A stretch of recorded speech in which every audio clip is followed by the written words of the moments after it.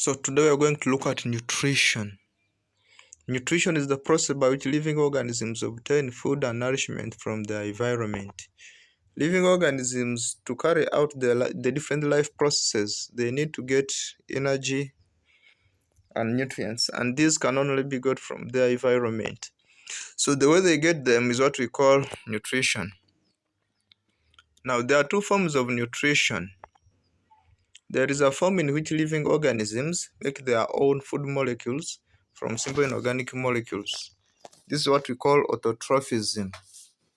It is simply self-feeding. Auto means self, trophic means feeding. So that means self-feeding. It is the main nutrition in most green plants, in some bacteria, and a few protists such as Euglena. These organisms are called autotrophs, or simply self-feeders. Now, these organisms there, you can't see them like moving around looking for food. They simply feed themselves. That's why we call them autotrophs. Now, the other form of nutrition is what we call heterotrophism. It's a form in which living organisms feed on ready-made food in other organisms. It simply means feeding on others. Such living organisms cannot make their own food. These organisms are called heterotrophs and include almost all animals, the fungi, most bacteria, most protists, and so on. Now let's look at heterotrophism in details. We have already said that it's a form of nutrition in which living organisms feed on others. So these living organisms cannot be able to make their own food. That's why they feed on already made food in other organisms. Like for example, when we eat maize, when we eat fruits, when we eat meat, we are eating other organisms. We are taking in food which is already in other organisms stored there. That's why we are saying we are heterotrophs as well. Now, heterotrophism has different forms. You can feed on already made food, or you can feed on other organisms in a number of ways. So that's what we are discussing here in forms of heterotrophism. So we have what we call holozoic nutrition. It is the nutrition in which large food particles are ingested or they are put in the mouth.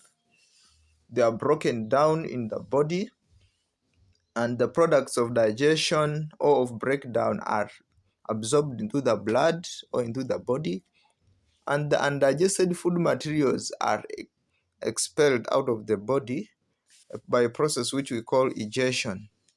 It is the form of nutrition in many animals, especially the vertebrates, because these animals, they have a complete digestive system which comprises of the mouth, then the gastrointestinal tract, and then the anus. So these organisms get food, put in the mouth, chew, swallow, digest, absorb the nutrients, the undigested materials are then expelled by egestion. The other form of heterotrophism is parasitism. Now, parasitism is a feeding or a nutrition relationship in which one organism feeds on and harms another. So the parasite feeds on another organism, and at the same time it harms it. The organism being fed on is what we call a host. The host may die or it may not die. So the parasite does not kill the host instantly if it is to kill it. It dies maybe after some time. However, a successful parasite is not supposed to kill its host. It is supposed to feed on it slowly by slowly so that it also continues surviving. Because once the host dies, the parasite will also die. Now we have saprophytism. Now saprophytism is a form of heterotrophism in which living organisms feed on decaying organic matter. Saprophytes are heterotrophs as well. They feed on other organisms, but they feed on the other organisms that are dead already, that are decomposing, so they get the nutrients from them and then they absorb them. Such organisms are called saprophytes and increase rate of decomposition of organic matter, and hence they're sometimes called decomposers. These organisms are very important in ecosystems because they enable the environment to recycle nutrients, like for the other organisms to use in the soil, especially the plants. The other form of heterotrophism is phagocytosis. Now, phagocytosis is a form of heterotrophism in unicellular organisms, which involves engulfing of solid food particles in a cell's environment. There are organisms which we call unicellular organisms, like the whole organism is made up of only one cell. So these organisms can be able to take in solid food materials in their environment or in their vicinity. So they take them in by surrounding them or engulfing them after they develop what we call false legs or the pseudopodia. So after taking them in, they form what we call food vacuoles. They break down the food vacuole and release the nutrients. So that's what we call phagocytosis. Then we have mutualism. It's a close association between two organisms in which both of them benefit from their association. But the benefits for one at least must be nutritional. Like one at least must benefit nutritionally. For example, the relationship between nitrogen-fixing bacteria and the legumes called root nodules is an example of mutualism. So here, the bacteria and the legumes, they are both benefiting. So that's what you're calling mutualism. They are both benefiting. The bacterium fixes nitrogen for the legumes. The legumes provide sugars and shelter to the bacterium as well. We have the relationship between plant roots and some fungi, which we call mycorrhiza. Now, the mycorrhiza, they enable the plant roots to absorb nutrients and water, okay? And then the plant roots also provide nutrients and support for the mycorrhiza. Yes, you can see this insect here. It helps the flowers to get pollinated.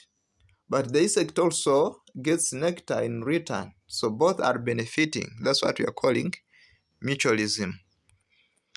The other form of heterotrophism is commensalism. It is a close association between two organisms. Okay, sorry for repetition. It is a close association between two organisms in which one benefits nutritionally, but the other may not even benefit much. For example, an egret and a cow. So we are looking at two organisms in an association, but it is one organism mainly benefiting. The other may not benefit much. When you look at an egret and a cow, or you look at some birds and some wild animals, sometimes birds come on wild animals to just pick ticks from them. In another way, the wild animal is also getting some relief because the parasites are being removed. But mainly we are saying in commensalism, one organism benefits more than the other, but the other one is not harmed.